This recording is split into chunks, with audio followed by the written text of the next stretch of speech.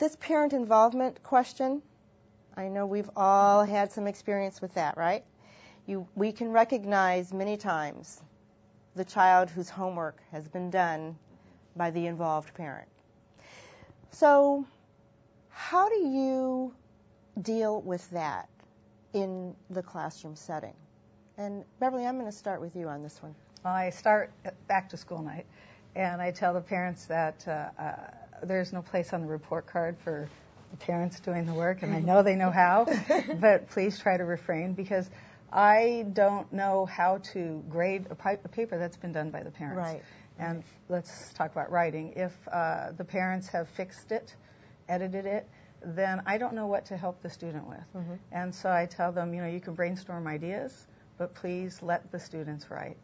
And trust me, by the end of the year, they're going to be doing fine on their own. And I think by bringing it up straight on right at the beginning of the year at back to school night, it helps. Mm-hmm. I believe that probably works really well, too, to just get it out there. Right. Get it out there. Emily, what's your idea? I was blessed to have a mother who very much liked to help with the work that was done. And I can see where the parents are often coming from. It's because they care so much about their child. They want them to come off in the best light. Mm-hmm. And they often worry that the knowledge that they know their kid has won't come across. And so by trying to, again, build that partnership with the parents at back to school night, at conferences, whenever you can, that we are here to help their child, and that they actually are setting up barriers when they're doing the work for them, that we can't get to what the children actually need if it's being hidden by something else.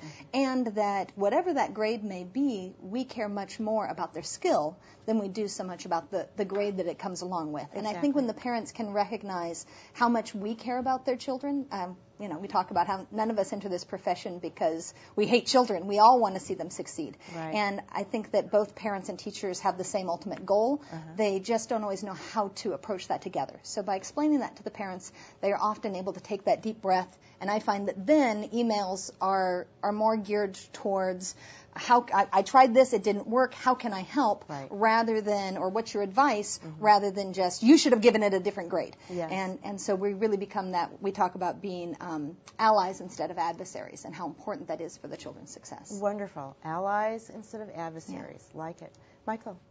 As a classroom teacher and then moving into the role of being a principal, I've learned that probably 75% of my job has always been about communication, and that's what has made it effective.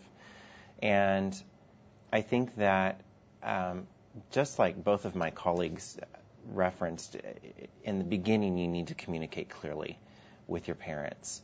And I know that teachers are probably listening to this thinking, okay, but I do state this at back to school night, and I'm very clear in the beginning, and yet I still get parents who insist on doing this work. Mm-hmm.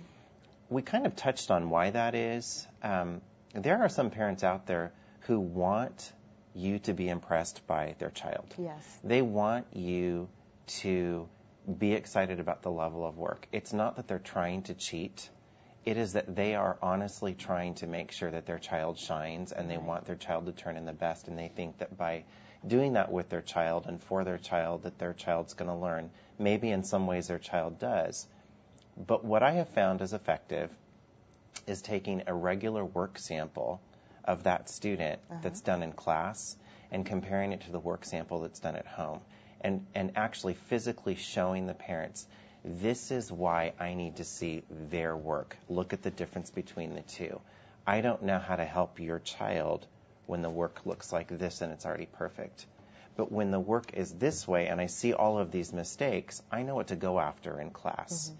And they also start to see the discrepancy between the two, and they start to realize, okay, that is pretty obvious. That really doesn't look like my child's work. Mm-hmm. And so I think simple communication is really the answer to that question. That's a very good point. I think I like the showing of the work done in class compared to the work done at home. And I agree with you. I think parents inherently want their children to succeed, and they feel that this over-involvement is a way to help the child. But in a sense, it makes it a little bit harder. And sometimes it requires teaching the parents. They know how to fix. They don't Right. always know how to point out or edit. You know, Right. Whether it's even as simple as circling the misspelled word so that their child can figure it out, Right. rather than them just going through, and editing it as we would edit a peer. They forget that the skill needs to come in with the kids figuring out where should the comma go. Good point. And that's another good discussion, I guess, for back to school night too, right? Right. But I do have to say Yes. that I do think that's with writing, but in other, like with math, if they need to have the skill worked, to explain more at home, I think that's definitely necessary.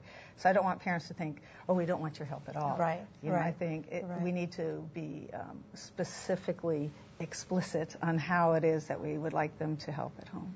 And I found that the parents are fine with that. They just need to know the rationale behind it. They just need to know. Good job. Thanks.